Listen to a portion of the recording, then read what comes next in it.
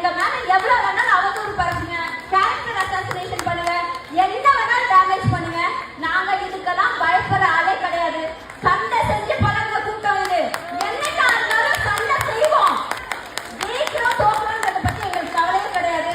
இவ்வளவு நாள் வந்து பேசல, இப்ப வந்து பேசுறாங்க அப்படின்லாம் வந்து சொல்றாங்க. நம்மளை வளர்த்து விட்ட இந்த திராவிட அரசியலும் டெல்லியில இருந்து ஏறி விடக்கூடிய இந்த இடி ரைடு, சிபிஐ ரைடு இதெல்லாம் வச்சு இந்த மாபெரும் இயக்கத்தை எந்த ஒரு தூசியும் பற்றக்கூடாதுன்றதுல என்னுடைய பங்கு இருக்கணும்ன்றதுல நான் ரொம்ப தெளிவா இருந்தேன். அதனால நான் குரல் கொடுத்துட்டு இருக்கேன், குரல் கொடுப்பேன். இன்னும் தைரியமா இதை பத்தி நான் பேசுவேன். இது தமிழ்நாடு, இது திராவிட கோட்டை.